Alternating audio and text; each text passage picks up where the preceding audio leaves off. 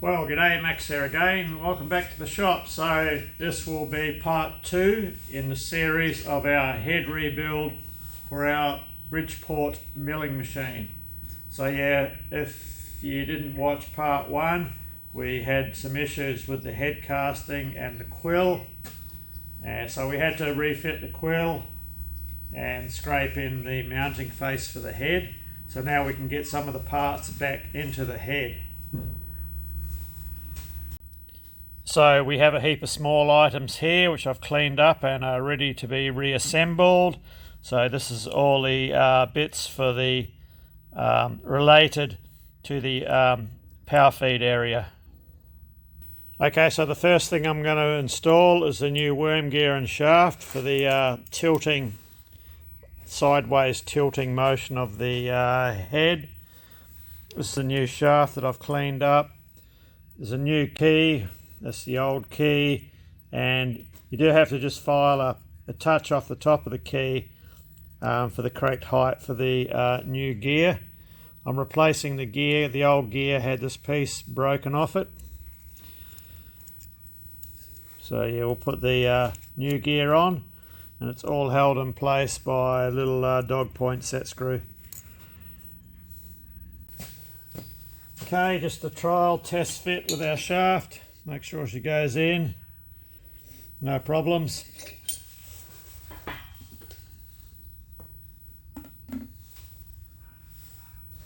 Lube her up, greasier the easier.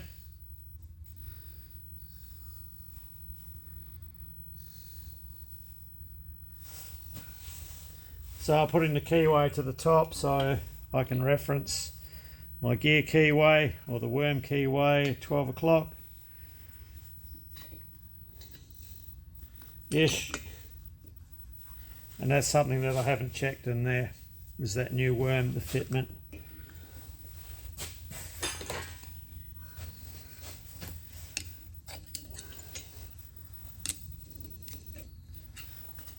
Let me just go and give this a quick rub with a file.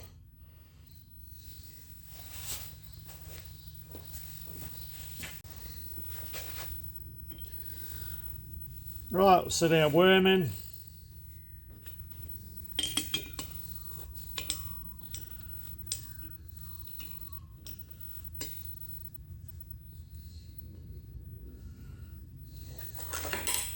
give her a gentle tap in till our dog point screw lines up.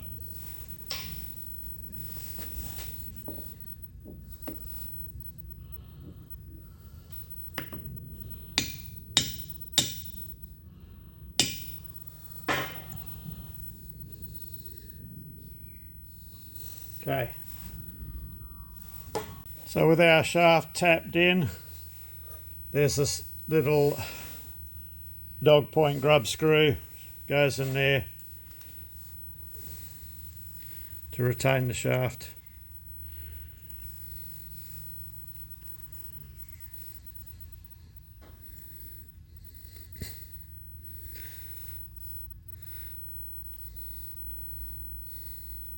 So I don't know what actually stops that from falling out.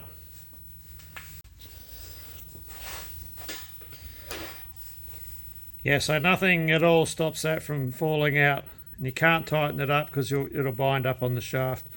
So it's just got to sit in there. So all I'm going to do is take a centre pop. So I'm on the inside, well clear of any mating surfaces. I'm just going to put a little pop mark just there like that. That will ensure it can't come out. So next up is the pinion shaft that operates the quill. Now I've had a bit of an inspection on the pinion itself, as Josh Topper had a video a while back and his one actually split. There's 2 ways to do this, and you've got to be very careful. Now, one way, we can assemble the whole show up, and there's a retainer ring to go on the end, and slip the thing in as a unit which is the way I'm going to do it. We just have to be very careful because there's a set screw or a grub screw goes in here to lock this. Now that has to detent into that area there. And once that's in, you're sweet, you're home. The other way to do it, if for any reason you've got to pull this shaft out, and you can do it with the head still bolted to the machine, because this goes in this way through here. I'll swing you down. You have to actually undo, there's a cover goes on here, you have to undo the circlip that goes on the end of that shaft, and then you can tap your shaft through and it comes out the other end, and there's your gear. Yeah, if you don't do that, take the circlip off and eject the shaft out as just the shaft on its lonesome, and you leave all this circlip in place. Remember, you've got that dog point screw going into this bush, and that will you'll have a lot of molestation going on if you try and knock this through from either direction. So the way I'm going to do it, we'll grease this up, we'll assemble it all up, we'll slip it in as a unit and align our screw. So yeah, even though the book probably mentions you throw a bit of oil around these parts, but what I'm using, it's a 0 grade grease. It's quite a fluid grease. Just a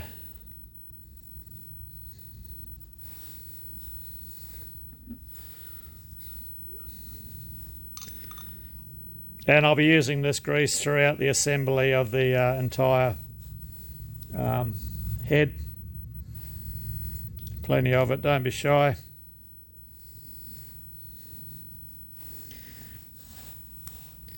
And our gear goes on that way, and we'll get our circlip in the end.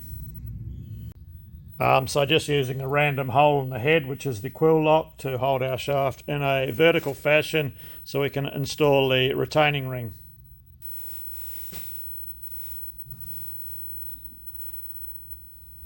I'll put a bit of this grease on the pinion gear as well. Yeah, it's a very fluid grease, this stuff. It's like number 2 grade grease on a 40-degree day.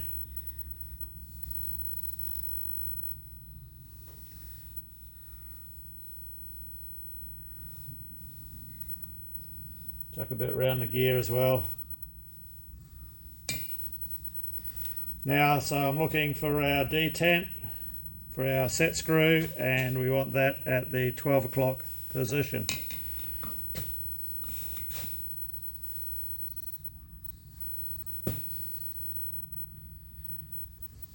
Making sure I get it round the right way, Fred.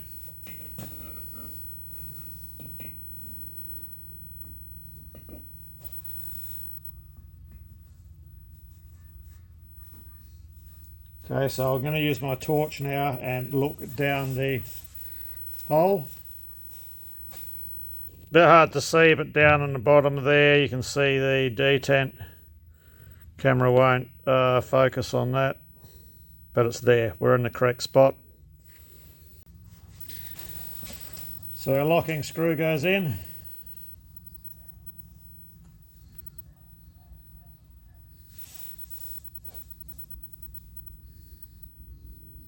So I like to, just till it touches, and I like to back it off a bit. We can give the shaft a little bit of wiggle from either end. Now if you push it all the way one way just gently and gently tighten the screw down, you'll see that shaft move as it centralises. This close is probably going to be a bit grainy, so you can see we've got an infloat and our screw has entered into its position. So if I push the shaft all the way forward and just gently screw that screw in, you'll see that shaft go in like that. So we are centralised. So we can just give that a nip down and make sure we haven't distorted anything, and our shaft still turns freely. So then there's this little locking. This is a Bridgeport thing, this. There's a lot of these little hollow grub screws like that. It's a locking feature. I should have used them on there as well. Which I should look in. No, they don't even list one. I'm pretty sure they don't even list one in the parts book for there. So these, you got to be careful. You just enter your Allen key, just enter them a smidgen, and they'll come up and seat on the one that you've just screwed in.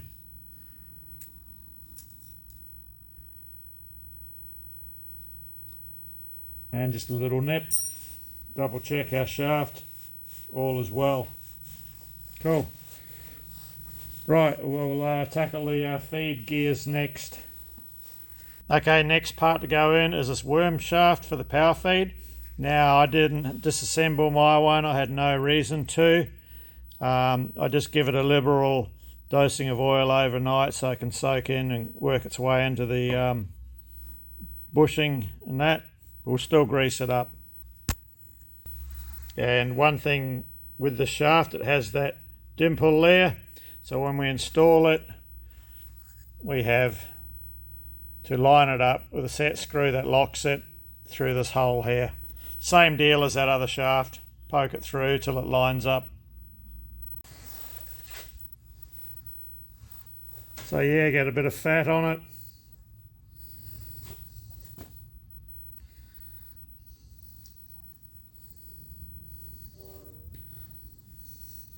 Yeah, it's a very fluid grease, this one.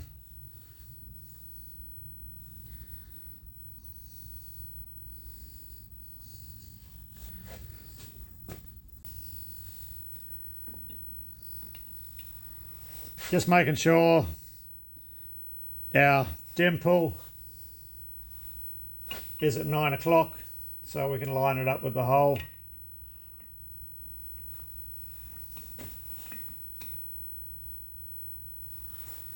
Okay, we're in.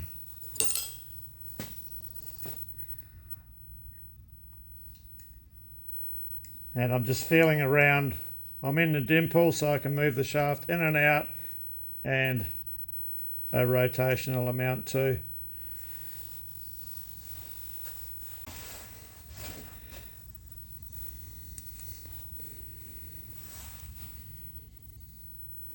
Yeah, things like this, you got to have a bit of feel with. If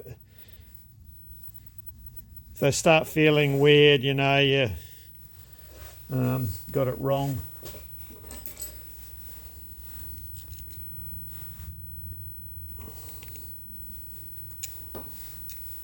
Okay, he's in. Now it's little locking, like the hollow grub screw to lock it.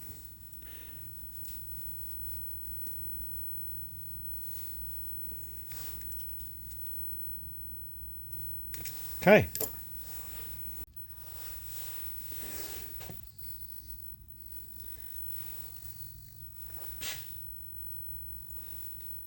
And I'm just feeling, so we've got good engagement on our gear, which is the clutch gear in there. You see that rotate. And it's engaged in the worm properly. Next is these little cluster gears here, which go in the here. They go in the shaft here. So I'm just going to separate these two, lube them up, pop the circle upon. Then this goes on the end of the shaft here. So we'll get our little bevel gear assembled.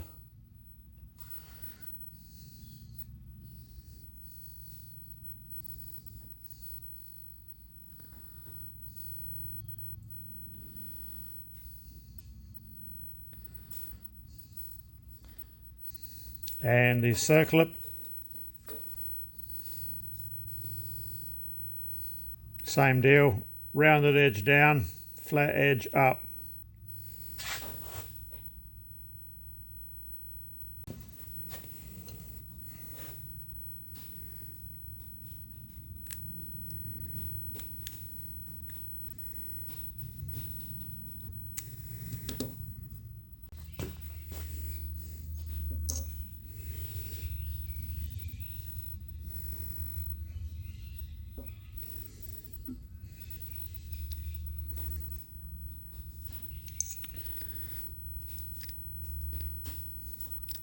small gear out of the cluster gear goes towards this bevel gear. He goes on like that, and we've got this monkey again, where we have to align the dimple in the bush. So this drops down vertically. So there's a locking screw, and it enters through this hole here in the front and dimples into that brass bush on the bevel gear.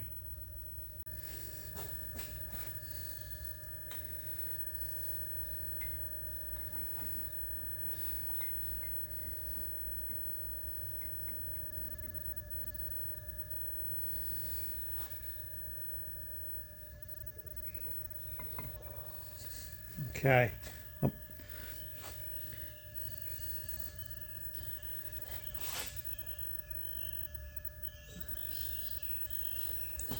can just see the corner of it there.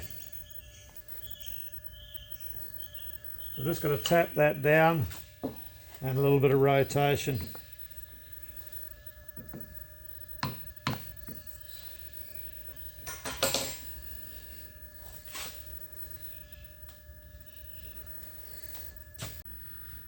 So you might be able to see there, we've got to rotate around a fraction and still come down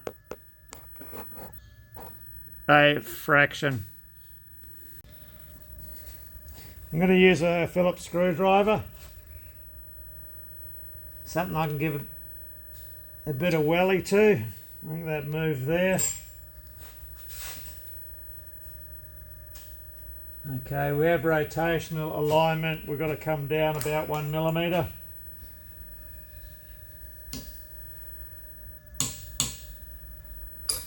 Tap it down. Looks to me like we're there. Cool. So, same deal. Locking grub screw.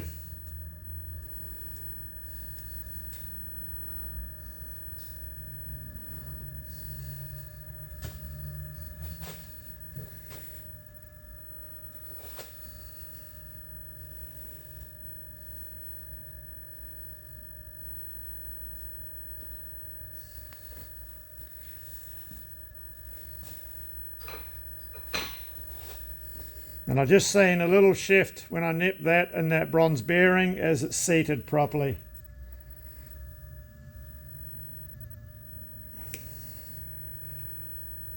Okay, and this has another one of those hollow grub screw locks.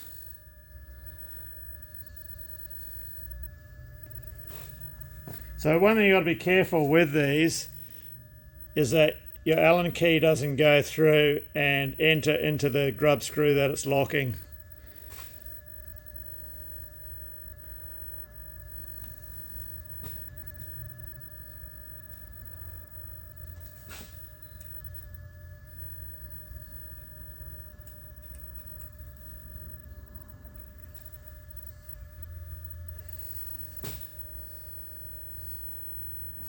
Okay. So to complete that shaft assembly, we have this bronze bushing which goes down over the top and is secured in place with another dimpled set screw which comes out that hole there to lock it in place. So making sure you got to get this the right way around, otherwise the dimple will not line up. So what I'd look for is underneath there was a couple of circular witness marks from the gear shaft underneath and nothing on the top. You can also visually look at the angle the set screw comes in from the side versus the angle of that cutout there to clear the cradle. Hopefully that'll just not fight me too much. Okay, she's in. So we'll just line up the set screw. The old Phillips screwdrivers are good to get in to wiggle around dimples like that, you know, you can give them a bit of curry and they do what they're expected to do. So same deal, the old Bridgeport pesky locking screws.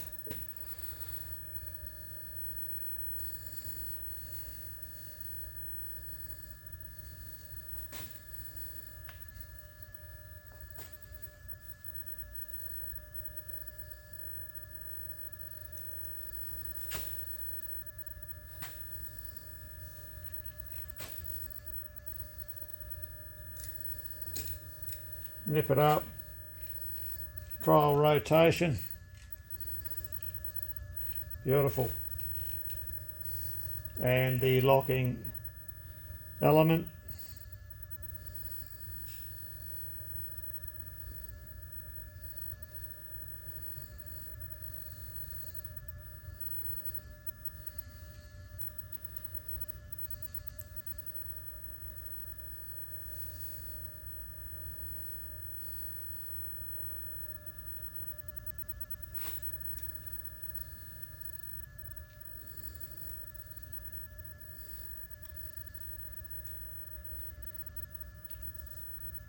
Okay, it's that part done. So we have this little bevel gear which goes in next.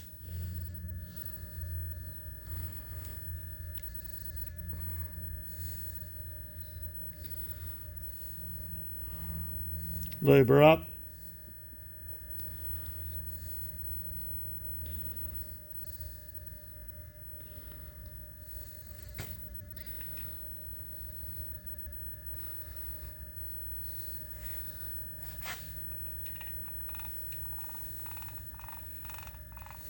Okay, so while we're in this neck of the woods, we might as well stick our kick out piece on. There's a spring loaded plunger underneath which you've got to engage over the top of that. Okay, we're there. I just put a bit of grease on the threads. And this just locks into place with 2 socket head cap screws.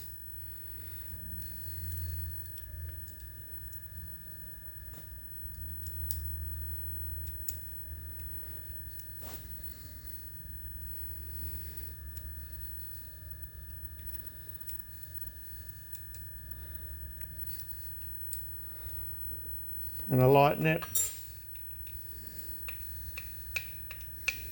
Okay. There's a locking collar and a spring and a detent goes on here next. So we'll get the little key in first.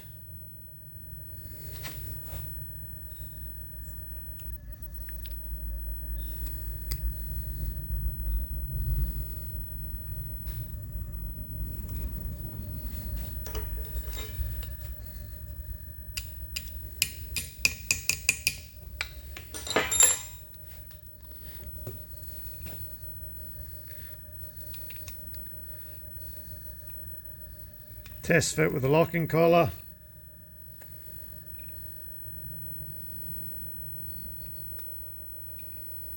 Okay, now before we tighten the screw down, I'm going to rotate it 180 degrees and put a bit of grease in that hole.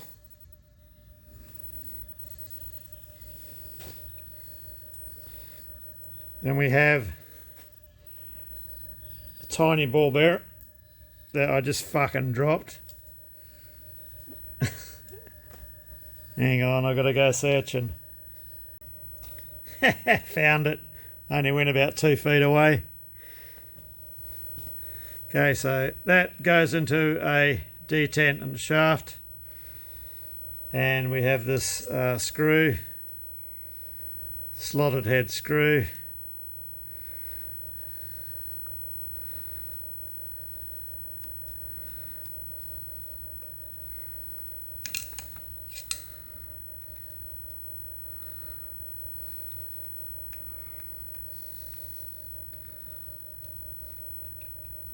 Just till it's flush at the top. So we can put the little feed trip lever knob on.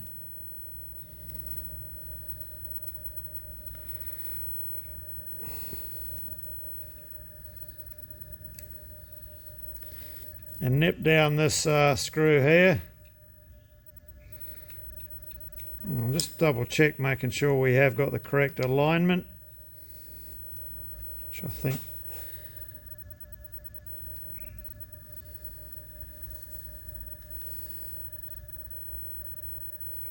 We have, yeah. We're coming down on top of the keyway, and our ball bearing is in its detent.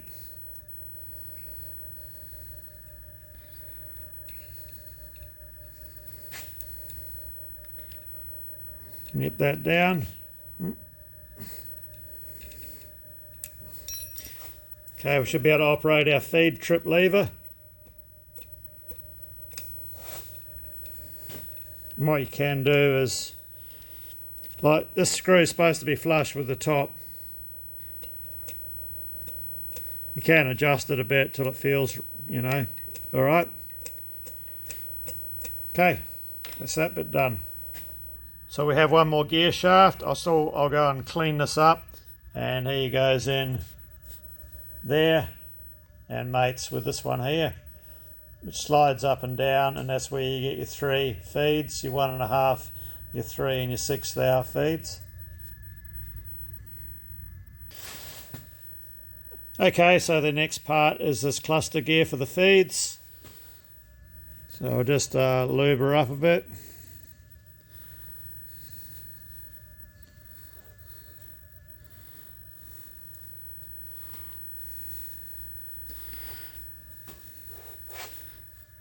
This end here goes into the needle roller, which is in there.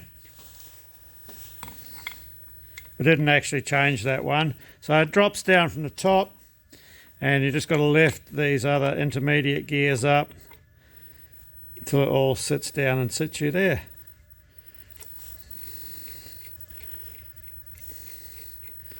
Okay, so when you rotate those gears, see your feed start moving.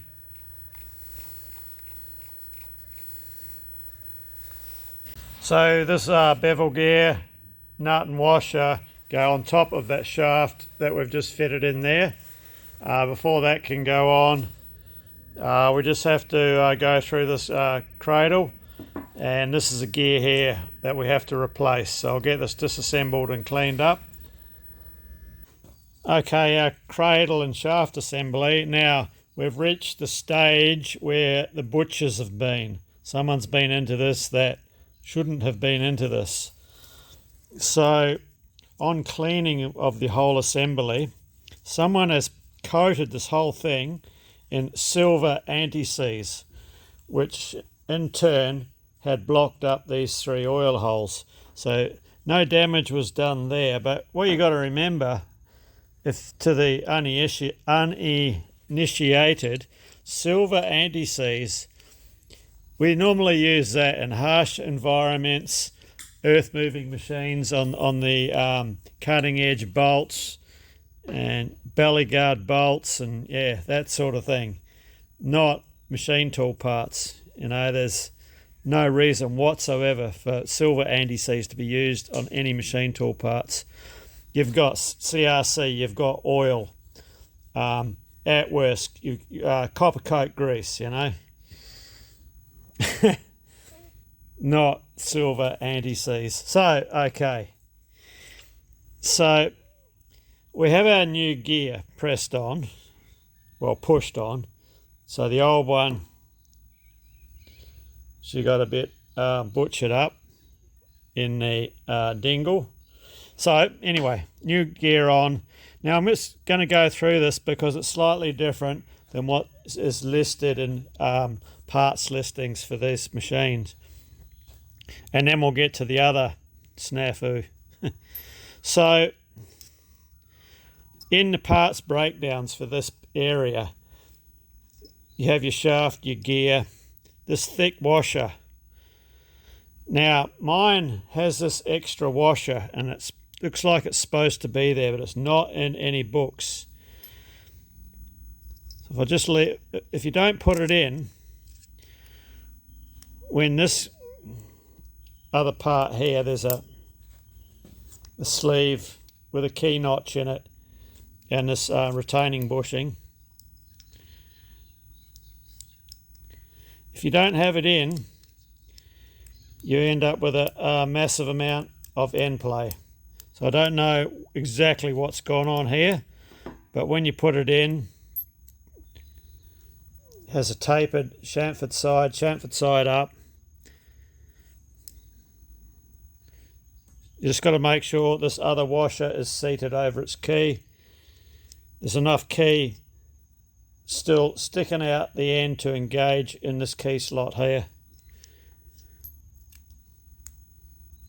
So when that's in its, that's it there. When that's in its correct location, you only got minimal end play there, which is what you should have. It's normal. You know, that's right. So yeah, that was that. Plus the little gear on the end. There's another little keyway which goes in there, and there's a small key. Then this gear goes on there, and it's held in place by this screw, round head screw and washer. So this one here, they had, whoever was in here last, this was all Loctited together. And like the washer's still stuck on the screw because there was that much Loctite. That was full of Loctite in there, and I couldn't get it off. And I thought, why the hell have they used Loctite? I'll just pull that apart again. So what I discovered looking at the gear, if you look above the keyway, the camera won't pick it up probably, there's a crack. Now that crack goes from the top of the key and runs up the side to there and stops there. So I haven't got a gear. I'm not going to order a gear. That's another week and a half, 2 weeks before I'd even see it, and I can't afford to have this machine down just in case, you know. So what I've done, I've machined up a repair sleeve, and I don't think if I press this on here, it's not going to interfere with the other parts. So I'll go ahead and I'll get this repair sleeve pressed on, and then we can go ahead and assemble all of this up. Yeah, it's because all these parts that I need for this is ex-USA. Okay, that's our repair sleeve pressed on. So yeah, whether it was already cracked or it cracked when I removed it, but otherwise, why would they Loctite it on? I'd say it was probably already cracked, and that's why they Loctited it on. Never know. Like I say, or it cracked when I was removing it, but who knows. So anyway, temporary repair, we're away again. Well, it's a permanent repair actually, because this only doesn't have any great amount of load on it, and that sleeve has got enough thickness in it, so we'll never have an issue again. And if I look close, I can no longer see that crack. Moving forward. Okay, so we had a win there. We've got a really good rock solid repair for a part that we cannot get. So we'll keep moving forward.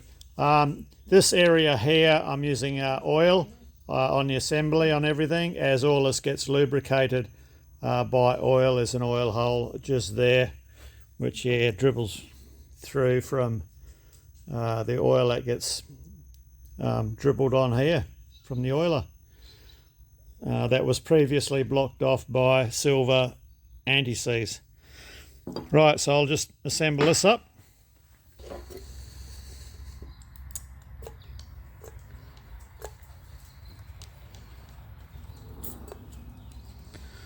Just going to prime up that oil hole. Yeah, it's like an oil light type bush, this, it looks like. So we slip this in the bore, making sure we get plenty of oil on that shaft there and the bore there where that shaft runs. It gets oiled from up here anyway, but plenty of oil doesn't hurt.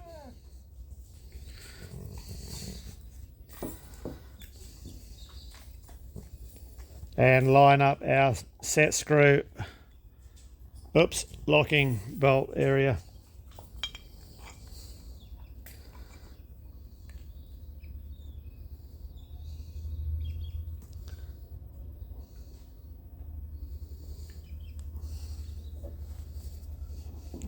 Send it home.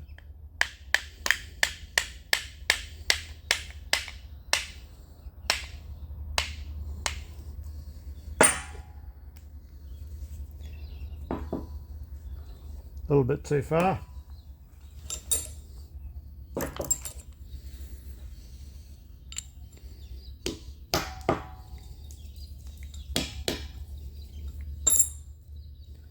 It's got it.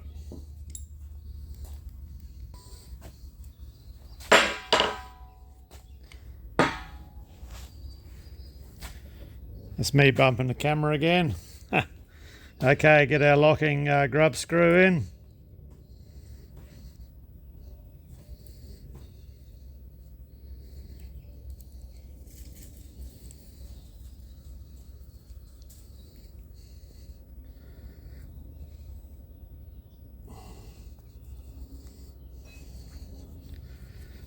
Now the bevel gear, when this sits in place, will sit down in there. Right, so this is ready to go in. Okay, just to make things easier on myself, I did pluck that shaft out, which was the last shaft we put back in there, and set the bevel gear on and tighten the nut up. I was able to grip it, the gear and the soft jaws and the vise, and just nip that nut down. It just saves a bit of a battle trying to do it in situ.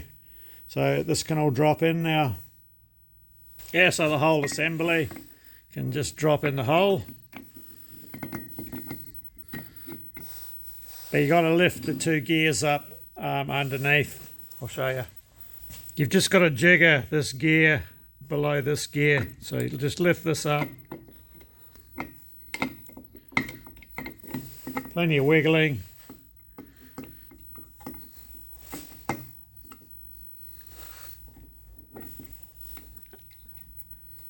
That's it, sure drops into place. Like that. Bit of a test spin. You can try all three speeds.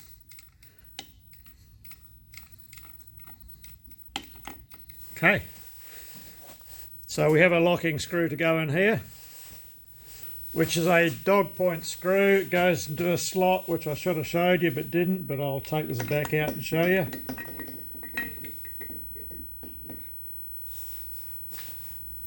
The dog point screw goes into that slot there. And the reason why it's a slot is this has to rotate to engage and disengage.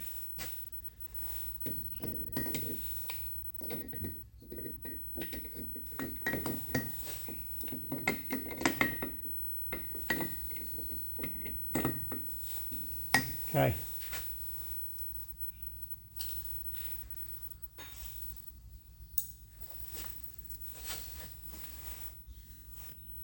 Dog point screw.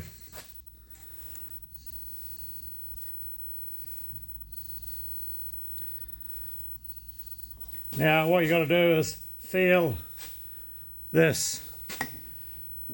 You'll feel that nip up as the screw nips up.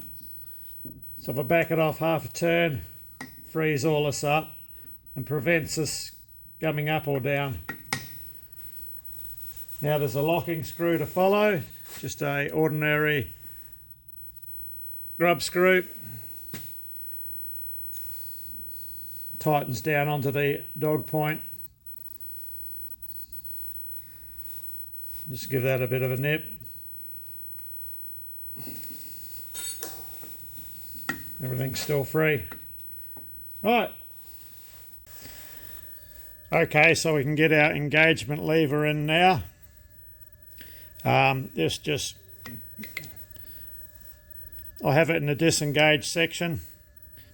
This just pokes in there, and this pin drops down into there, into the cradle, and they operate like that.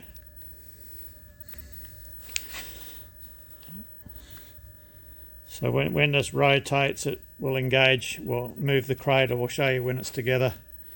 So I'll do it in a disengaged section, and just with this pin, the hole is off center, and the hole should be towards the downward side of being off center.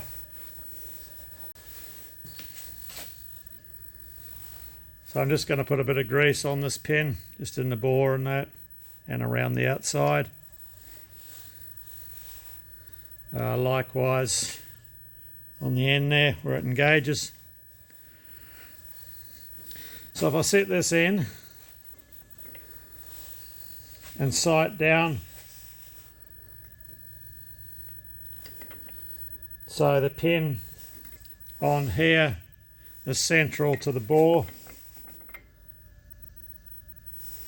and with our hole in the pin towards the lower side, should be able to jigger it.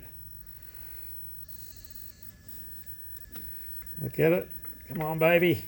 Yes, got it. Okay, let's get a screw in.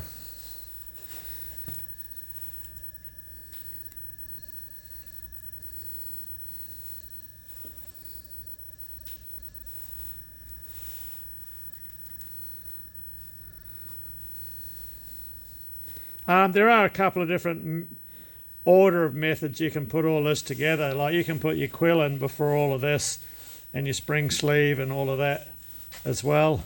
I'm doing it this way because it's convenient to me.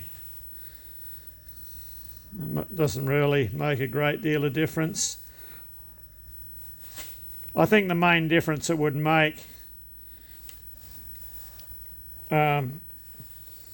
is if you're running with the open type bearings and you have that silly felt seal that has to go in, it could be easier in that regard to put the quill in first and the spring shield that goes in.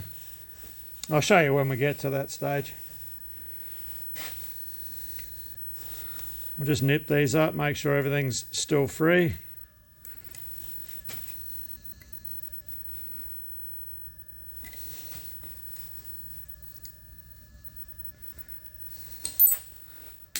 Okay, so that's disengaged. I'll bring you over the top, and engaged. The wormware comes in to make contact with its mating gear. And yeah, all oil. I put a bit of grease on that pin because the oil doesn't really get there. Same with the blob of grease on the gear there. But yeah, these are all oil fed. And that zero grade grease is a really good fluid grease.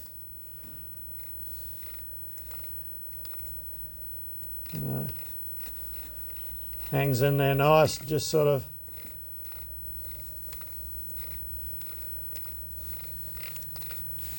stays there and does its thing.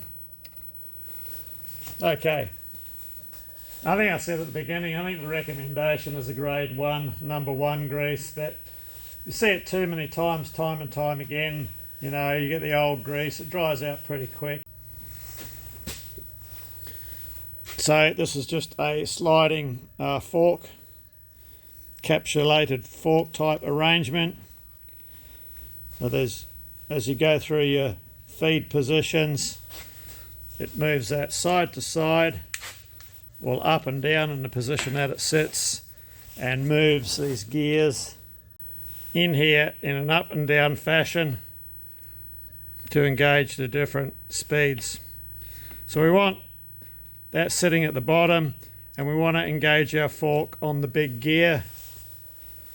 But before we do that, I'll throw a bit more grease in there. Okay, so that lower gear, the biggest gear, has to engage in this bronze fork. Pick it up just like that.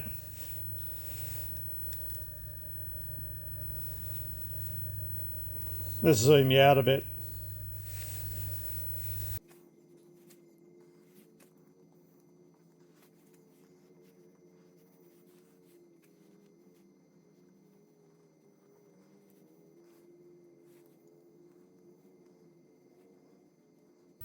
Light nip's all I need.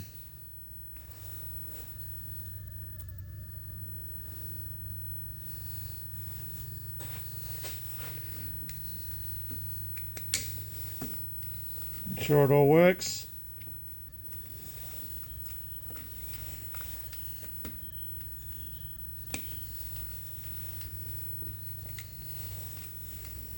You'll see your speed change on the shaft down here.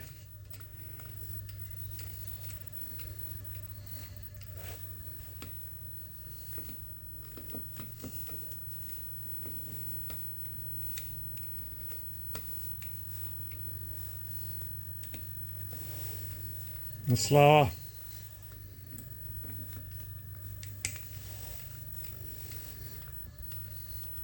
That's a 6th hour feed, so a bit faster. Okay. Right.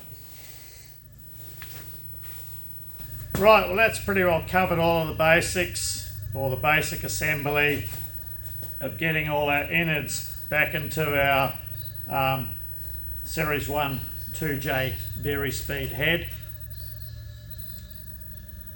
I think this bottom part might be the same as the older one, you know, with the belts, where you've got to change the belts pre-vari-speed, but I've never owned one of those or pulled one apart, so I don't know. So, yeah, so I did say we would go into a detailed assembly, and that's pretty well exactly what we've done, I think. On a lot of assembly videos, and including manuals and that, there's always little things you don't quite get to see, so hopefully that's why I put in a few close-up shots. The reference material that I've been using is, I'll go and get it.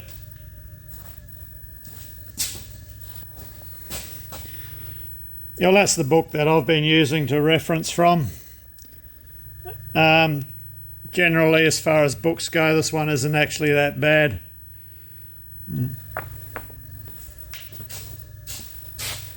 You know, there were a couple of details a bit light on in that book. For instance, I couldn't find things like, you know, the way that pin went for the disengagement and engagement. You know, you sort of got to look and figure it out.